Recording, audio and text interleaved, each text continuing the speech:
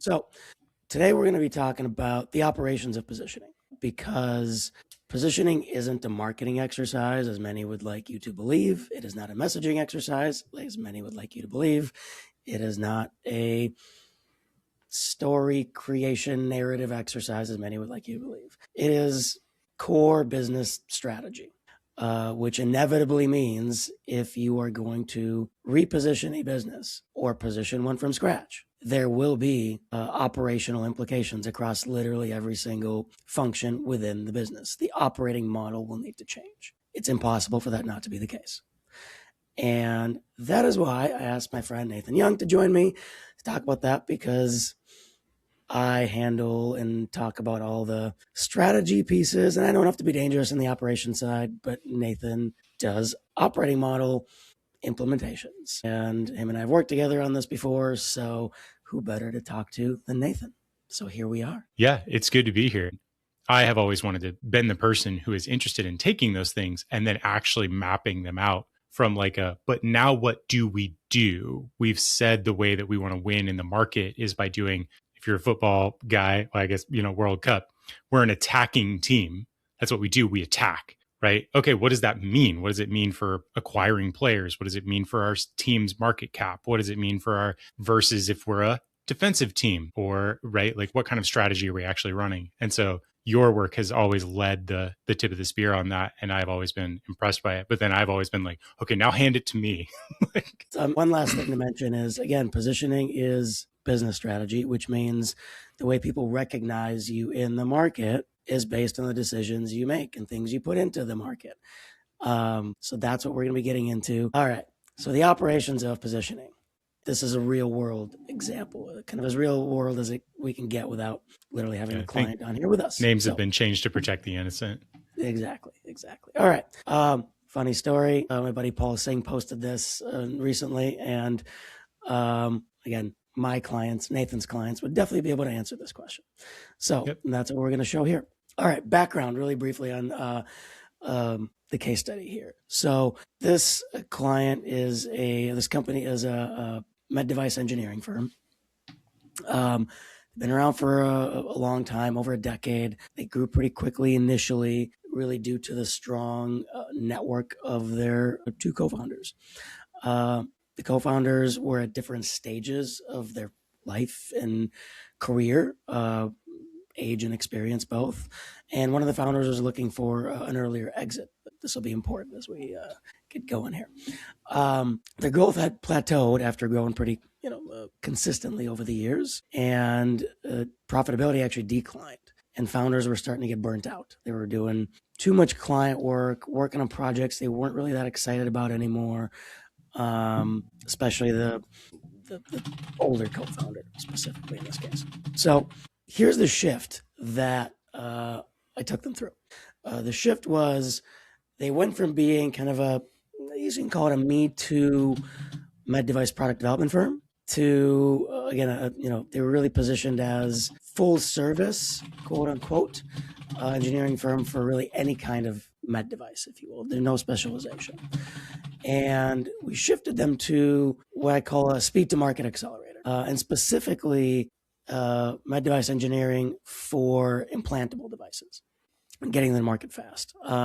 There's a lot of reasoning behind this, which we won't get into, but it's a specialization that requires much deeper expertise. It's more complex because implantables have stricter FDA regulations, et cetera, et cetera, et cetera.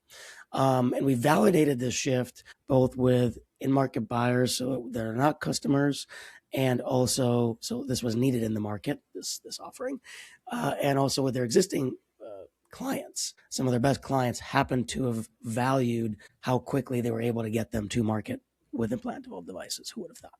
So what does this mean from a operations perspective, Nathan? Yeah, I mean, there's already a few obvious implications. And so I've thrown together a quick mock-up of like what I call a proven process, which is literally just like the way that I'll unpack this more in a little bit, but going from left to right, a conversation comes in, and how do you navigate through that conversation? Basic sales process, right?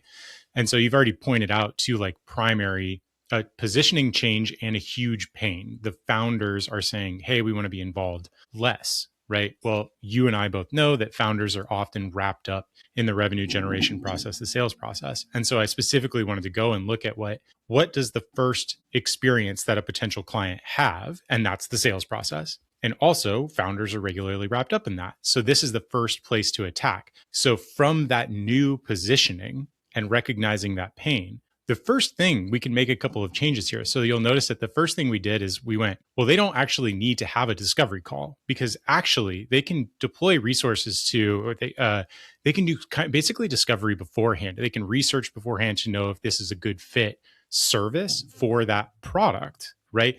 We know there has to be some sort of regulatory filing already. There's probably some sort of patent pending on the situation. They can know that. They don't have to wait until they get on a call with someone. They can just do the research beforehand. The other thing is, like, they don't need to submit and present a proposal, multiple steps, a contracting process. They already know what they're working with, implantable devices, speed to market. If they already know the regulatory situation, they can basically have pre-built service offerings depending on like the fit check conversation, which can really be coming down to like, have you done these filings? Do you understand these things? Is your product at this point of whatever? Like, that fit check conversation is really like a gate instead of a conversational, right? We're making sure we're switching to making sure the product meets what we know is possible, rather than is this, can this work? What are you doing? How do we want to navigate this? No, all of that gets streamlined, right?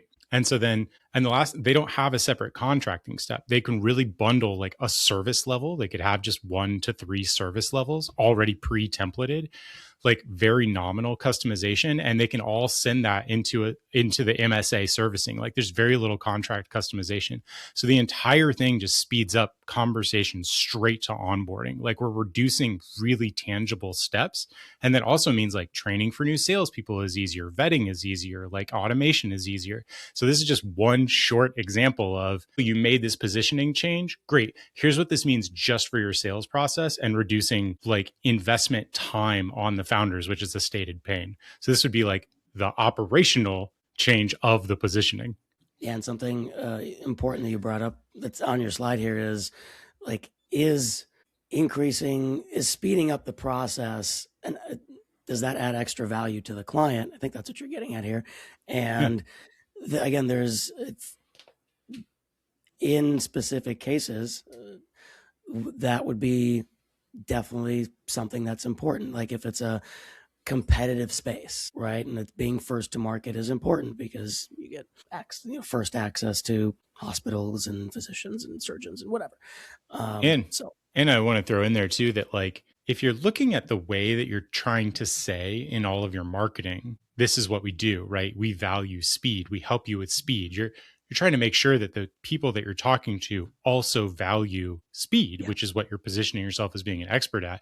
Having a drawn out multi-step contracting and negotiating and whatever, you effectively would be showcasing that you say speed, but you don't. The experience isn't the message. And so we want the experience to meet the message, because especially because this is the open door. If you're like if you're promising clean and the door is messy, like, right, you can't have shoes all over the foyer. Like, that has to be tidy. And so we also are thinking about that as we're making a positioning change. We're going, oh, okay, the message has to meet the experience immediately. Yeah.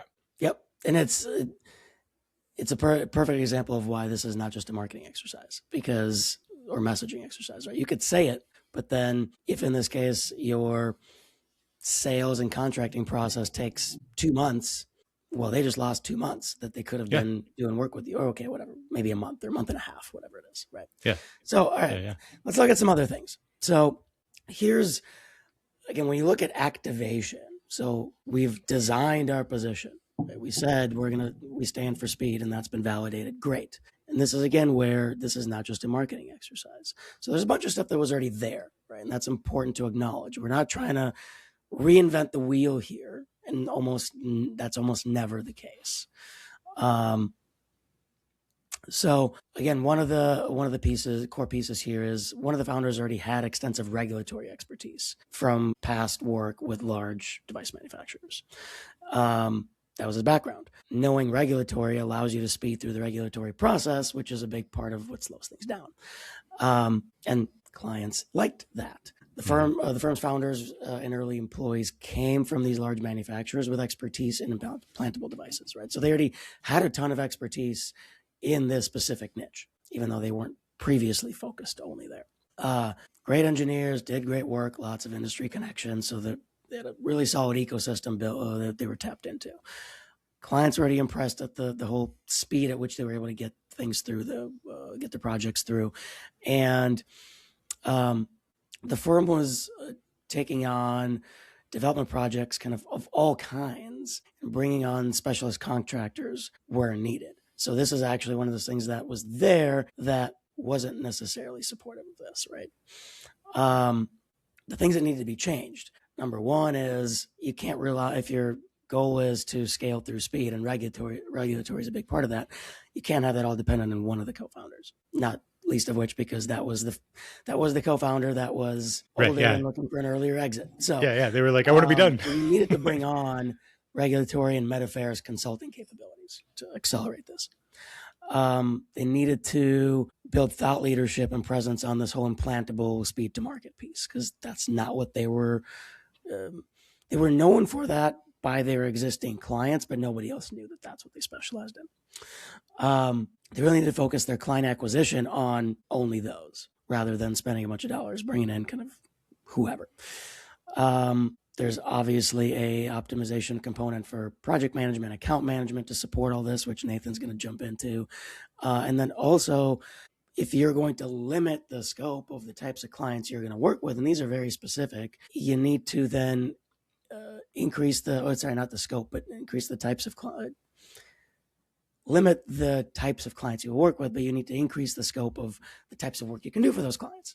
Hence, there you go. What are the other adjacent capabilities that you can either already have and build out further or add on, right? So connected devices, software, cybersecurity, et cetera, which we'll dive into that as well. So Nathan, what does this all mean? Yeah. So so the two things. The first one is overall, when you're choosing a positioning, very much going back to that team example, something I ask people all the time to work with someone like you about is that I go, look, do you have a product or do you serve a person? Because a person has a journey and a product is bought at a time. Right? Like a product is bought to solve a particular problem somewhere.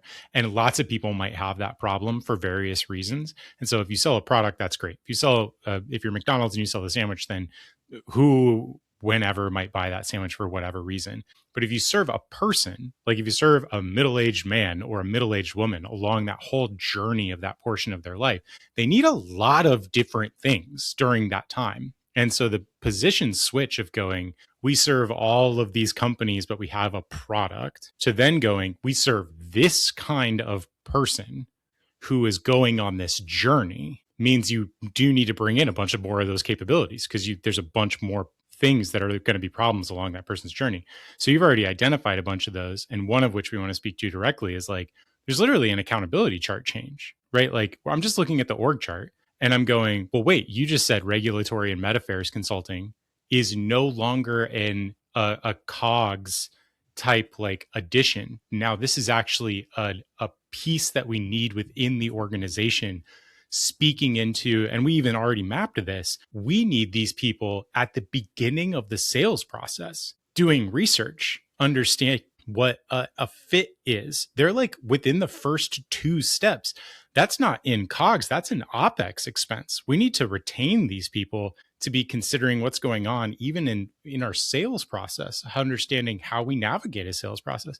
Oh shit, that means we need to actually add them to the entirety of the organizational structure. We have to think about, how do we hire these people? How do we train these people? How do we keep up with that? What leadership capabilities should they have? Like, we need to bring them to the table. And like, oh, this is a crazy amount of decisions suddenly. And so you actually have to go back to the structure of the company itself from a staffing perspective and say, what change is about to be made? Because we have to figure out where this person or these people fit, how they report, how they create decisions within the rest of the team. How does this now change, this positioning change, fit our staffing plan? We have a staffing plan change from this positioning and messaging change. That's wild. So yeah, that's one example. And if you're not, like, again, if you're not familiar with what an accountability chart is or does, like, I'll unpack this a little more later, but it's the basic concept of now we have a staffing issue. Yeah, for sure. And I mean, actually, probably the biggest thing, one of the biggest things I see missed in the work that I do is the conversation around staffing. Because nobody thinks HR, if you will, when they think positioning. Yeah. But which is interesting, because if you're in professional services, literally your people are your product, right? Yes. But yet when these things happen, new service lines are developed, it's often sort of either ignored or skimmed over. And I try to make sure they address it, but that's they're like, update the website and whatever, and I'm over here like, let HR know to put out a new rec. And oh, by the way, what does that rec look like? What is that job description? What is the compensation structure? Right, you start getting into all that too. Like, what if you're going to have a head of Med Affairs and regulatory consulting, let's just say, in this business? How do they get compensated? What level are they at? What do they have a team? Is it just them? Obviously it evolves over time. Again, compensation, like all these things are these, what you call dependencies, downstream dependencies, right? That oftentimes are not really thought through. It's like, oh, we got our positioning. Well, you don't, because you don't have the person yet, which is going to support this positioning in the market. So yes, Roger Martin, of course, is famous basically for saying, strategy is very straightforward, which is you have chosen a field of play and you need to choose a way to win on that field of play. And most people are playing to play. A few people are playing to win. The people playing to win usually win. But the other part about that is it's not just choosing to win. It is that everything above is a theory. And so positioning is inherently a little bit of a theory. Like, we have a lot of proof that this is the right way to win on this field, but it inherently is a theory. And now we need to understand what needs to be true in the world for our theory to be a winning theory. And what needs to be true is, oh, we need to put these people on staff in this position. Oh, they need to have decision-making rights. Oh, they need to have those accountabilities. Oh, we need to change our sales process. Oh, they need to be part of it. Those are the things that must be true in the world for your winning theory to become winning. And so anyway, Love Roger Martin. So good call out. All right, let's talk about some other things in a little bit more detail. So let's dive into each of these. Okay, so we need to build out the regulatory Med Affairs capability, right? Well, to start with, you're probably going to do contractors. That's what this business did, because you don't have enough work to automatically go and hire a bunch of full-time people, and you probably don't have the cash flow and cash position oftentimes in these firms to just go and hire up. This would be like a mid-level 6-figure salary with benefit, all this kind of stuff. Like, this is not an inexpensive hire if you were to bring somebody in full-time. You need to identify at least what is it going to look like when you're going to transition from contractors to full-time and you're going to build out the department. It's more of a forecasting exercise, but it's an important one to think through. Again, you have to identify then, how do these resources integrate into the existing product development process, right? This work was already kind of being done. It was almost like an ad hoc, like freebie, like the founder had the expertise and they were just doing some of this consulting to move stuff along faster and deliver, right? Number one, they were leaving money on the table. So there's that.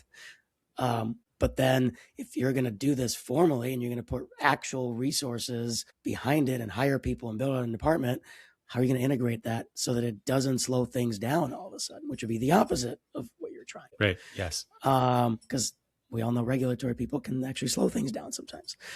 So how do you manage that? Sometimes for better, and a lot of time, right? Like there's a reason we all went to the negative. Yep. And then of course, okay, what does the go to market? What's marketing look like to promote this shift that now we have this piece? Mm-hmm. How are you gonna communicate this to existing clients? What needs to go into market for net new business development and marketing?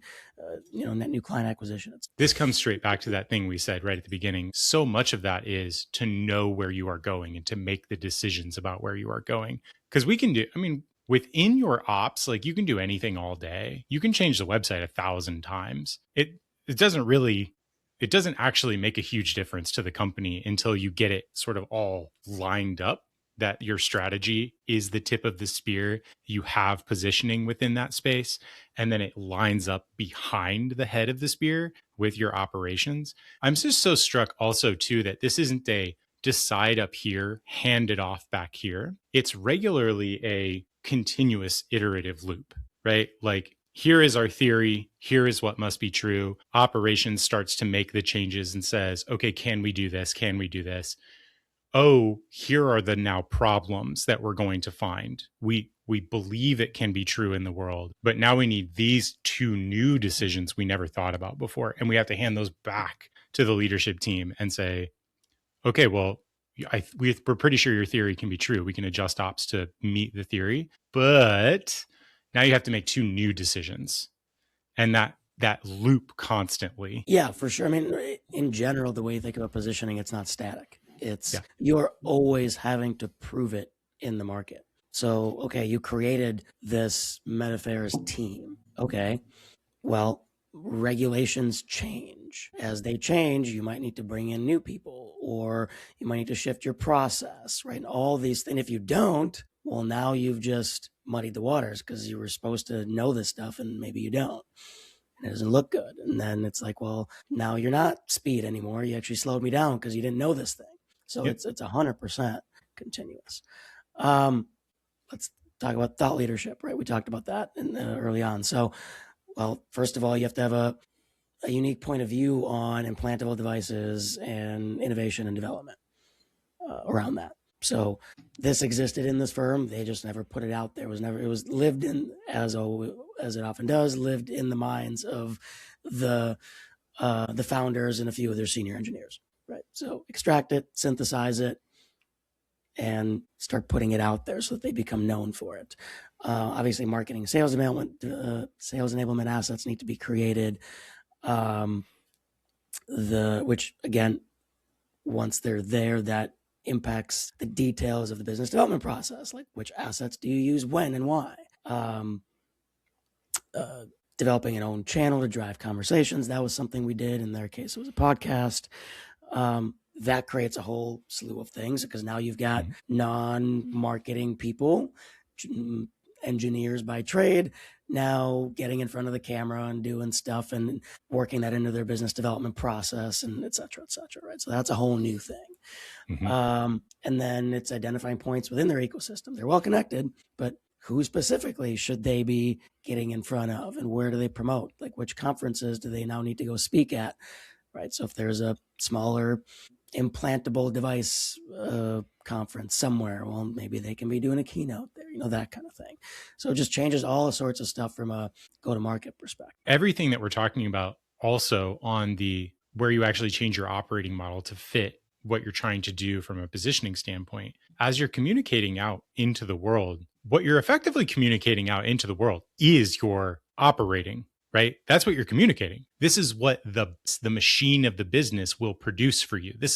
Your marketing is your promise of your operations. The reorganization of your process means that your subject matter experts within your org now have an interesting, unique perspective about the way to do this work in the market, in the place with other subject matter experts. Like, oh, you guys do it this step, then this step, then this step. Interesting. We actually did this step, then this other thing, and this step. They're actually bringing a whole new set of ideas into a place that's already saturated with the old ideas. So it's like part of your marketing is your operations. Yeah, I mean, really, if you want to put that into a sentence, the activation of positioning to a certain extent is you are promoting your decisions, your internal decisions to the market. Oh, so all right. let's keep going. Business development focus. So we talked about this quite a bit, so I'll breeze through it, but you want to formalize your referral strategy. Like, now that you are focused on this specific subsegment of the market, who are the right partners? Like, are there like specific, I don't know, component manufacturers, let's just say, or prototyping firms, or materials manufacturing companies that specialize in this, that have, clean rooms and whatever, et cetera, et cetera. So all sorts of things to consider. Obviously, formalizing, optimizing the sales process that we've talked about kind of ad nauseum at this point.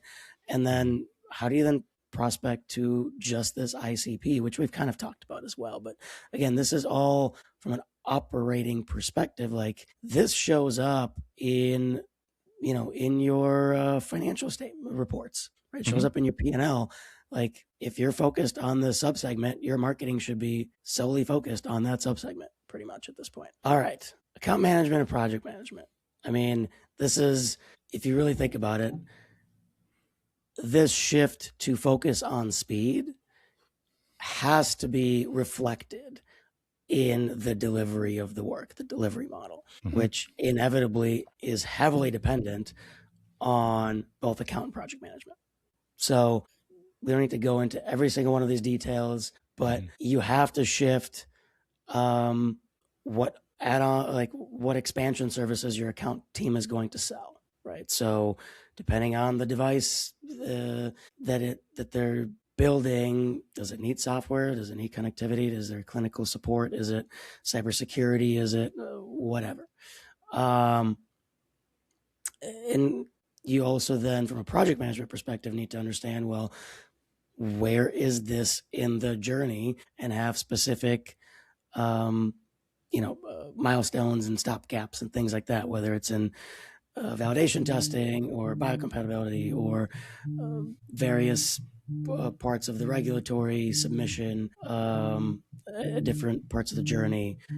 All these things matter, and they were there to a certain extent early on with this firm, but they weren't there to the detail necessary to really show that speed is all that matters. We shift to this, like, okay, come on, let's go. Like, we know what the regulatory environment steps are. If you don't have this filing in, it's gonna, like, we know how this works, right? And we don't have to be geniuses in it to know that there's a 3-step regulatory process. We don't have to know exactly what documents you need to file every single time, but we can go, this thing has a lead time.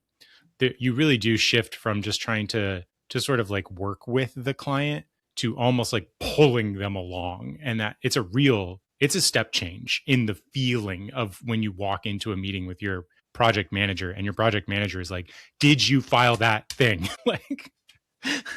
And better yet, did you talk to the regulator, who we know that has seen other projects like this, and did you get them involved early? Did you get their thinking on, because that kind of stuff, that's literally regulatory affairs. That's what that's all about, that entire thing. So yeah, absolutely. All right. Adjacent capabilities. From an evaluation criteria, you have to really think about, does this actually directly accelerate implantable device timelines? Yeah, we could do this work and we could do it well, but does it match the position that we've set? Does it remove a regulatory bottleneck? Or maybe not remove, but does it speed it up? Whatever. Does it allow us to work around it? Whatever it is. Can it be delivered under the same project management framework we've already optimized, right? So if layering in another capability makes you have to rework everything, probably doesn't make sense. Maybe not, at least not yet. Does our ideal client, do they already buy this from somebody else? And do they experience this kind of the coordination friction of using multiple vendors for various parts of this? And then does it deepen our moat, right? Does it help us position better, or does it dilute it? Because if all of a sudden someone's going, well, I thought you were all about speed, but what is this thing?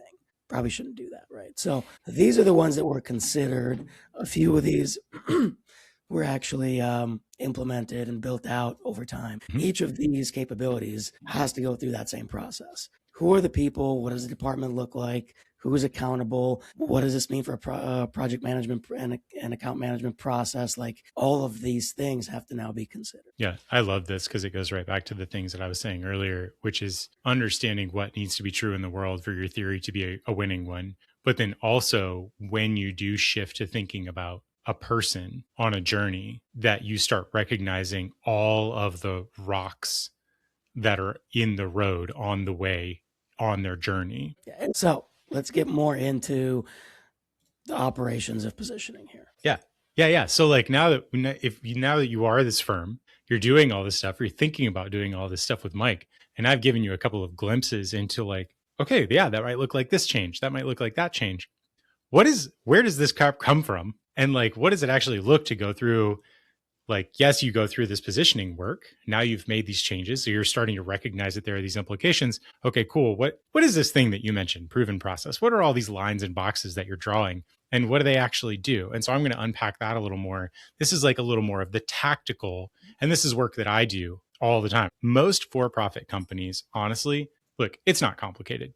They typically operate in the same way. You get work, you do the work, and you get paid, right? A conversation comes in, and then your business model sits in the middle. And on the far end of that business model, a customer experiences your product. And that's it. That's the point of the machine that is your business. And so it's typically really straightforward. You get work, you do work, and then you get paid. And there are typically a few levels of complexity in the proven process, right? So I just had said this one. You have what we call the customer facing, or the plan. And I don't know if you've ever heard of StoryBrand, but they used to have this idea that every plan was like basically 3 points, and you always landed the plane on the last point of the plan. And this was the customer facing plan because the customer doesn't need to know all that shit. So we say, like as a service company, we say, oh, we make the plan and then we deliver the plan and then you feel awesome, right? That's the 3-step plan. We landed the plane. So now as a customer, you understand what you get. But actually, as an employee, on some level, you understand what you're supposed to be doing, right? You actually understand the end result of the work that you are being brought in to do. Like, oh, this is what the company does. We make a plan with someone and then we deliver that plan that we made. So if I don't have a plan, I can't deliver it. I got to go back to step 1. And then they should feel awesome. If there's a break in feeling awesome, I got to go. So like, even at the highest level, you really can't organize your entire company around something as straightforward as this is what we tell the customer they're supposed to get. So they should feel that in our operations. We usually go down a level from that. Like we have the internal one, which looks a little more. We add a little complexity to that, right? Oh, step 1, step 2, there's usually a decision point. Like we saw earlier, are they a fit? Sometimes they're not a fit. What happens if they're not a fit? What happens if they are a fit? Step 3, go back around, right? And then we do something what we call what is good. And this is all in our what we call our proven process work. And that is like, we actually need to know what it takes in a high quality way, in the way that we intend, to go from this step and have it complete. This is different than like SOPs, right? We can get down into the technical of that. Most companies, the issue that we see most companies have really in trying to operationalize their positioning. Well, the first issue we mainly see is that companies don't have a stated position. That's the first issue. First, they need Mike. But then, even if whether they do or don't, the second issue is that they then have the plan, the customer facing, and then they have an SOP. And they have nothing, the connectivity, the tissue in between is all missing. So everybody's like, well, I'm following the granular process. I did all of the checklist. And so we were in Make the Plan. I did this long checklist. And the customer does not feel awesome, nor are we delivering a plan. What happened? And the answer is you went from way up in the clouds to the way technical, the checklist thing, and you have no idea where you're actually supposed to be moving a thing along. And so we regularly build multiple levels of the proven process, which is the structure of your company. And so if we think about like, okay, how are we actually, what is an example of an operating model process that we can go through at a high level? This is once again, a little bit scrubbed, but this is what a complete proven process looks like. This company was about 15 million, over 100 employees. They had nothing. This was for a manufacturing company that I worked with. And this was actually, interestingly for manufacturing, this was actually the first time they'd ever visualized the entire process. It was the first time everyone in the company ever was able to look at something and be like, Oh, I see. I see why we do that. I see that that is the next thing. I see why people were getting frustrated. I see why we clean up the cardboard on the floor, right? Like suddenly everything like clicked into place when we did the lines and boxes and just made the decisions. And interestingly, for the sales team, we were really struggling with the sales team. We added the fit decision point near the beginning as the company went through some messaging and positioning work. Previously, there was no fit check. As they adjusted their message to be more targeted, they realized like this old way of has a pulse and cash is a fit, like it didn't work. So they needed to operationalize their new positioning of being a company that dedicated their machine hours to certain kinds of clients and certain kinds of work. And they partially realized that we were saying we work with this kind of client fast, but the operations were that the machines were still in use doing other jobs for other people. So the new clients were being told, we work with you quickly. Then they were saying yes, they were putting in their POs, and then they were putting their jobs were going onto machines whose schedules were weeks away. So like we were receiving the raw goods and then being like 2.5 weeks until the machine is ready. And they were like, what's happening? Right. So we actually had to, this was a painful change. I mean, frankly, salespeople like lost good clients. Like it sucked. Like, I remember that. It was not a good time. It's interesting because one of the most powerful signals is actually that fit conversation, right? It's saying no to money you could say yes to. Now, the external market doesn't necessarily see the individual decisions every time you do it, but they see the culmination of years of saying no to certain types of things and saying yes to other types of things, right? Yep. That allows you to have that, the market actually recognize you for, oh, we work with companies like you fast. Yes. Right? Yes. And it necessarily meant, like I said, like, first of all, this was a painful change, not just from a revenue perspective, but I also mean like literally they fought back. Like we had a sales team that was just like, we won't have these conversations. Like we're not willing to put, they made commissions, you know? Like, yeah. Like, which, oh, by the way, gets you into operationally compensation structures and all sorts of things, right? Right. Yeah, absolutely. But we ended up changing. It was a 6-month basically battle. I mean, we were like, well, we can't lose our salespeople because they hold down all of the revenue. The current comp structures are we're hosed. Are like what non-competes? Like what are non-competes? So like it was 6 months. It took 6 months to like we redrafted everyone's agreements, we redrafted everyone's compensation sets, we like we put bridges in for people who wanted to say yes but knew they were going to lose on something. Like it was a mess. And we did make the change, and literally 2 months. Now, I'm not saying this happens every single time, but literally 2 months after we went through this whatever, we won the highest PO in the history of the company. What I thought. I'm not saying completely that it was causal, but I am for damn sure saying it was correlated. And so just to zoom out a little bit. So like, that's kind of like, okay, what is a proven process? What's the way we do this? How do I think about this from simple to a fully finished? What does this look like when it's completely done? Like now when I look at it like this, mission and vision and all this other stuff, those are also components of an operating model, and they really do drive so many other things. And I have this labeled like granularity increases from left to right. Really anything on the far left side, and you'll see that I have Mike's space, which is strategy, all the way on the left. It's because when you make decisions all on there, they drive everything to the right. And so but just this idea of like all of these components exist, they're all running, whether or not you've ever formalized them, and making any actual change like to your positioning changes, it formalizes some of these things. And then that means it cascades decisions, changes all the way through the rest of what's going on to the right side here. Yeah. Well, we can maybe even talk really briefly, like as I'm looking at this. So the positioning, like in the first example we talked about, the positioning changed. There was, I mentioned in the thought leadership piece, it's like, oh, what is our POV on innovation for implantables? Okay. What do we believe, right? That gets into mission and vision, speed. Okay. We're saying we're focusing on speed. Well, what are the core values that are going to support speed? When we talk about SOPs, right? Same thing. Like, we're going to have these new capabilities. All right. Who are the people? What is the process?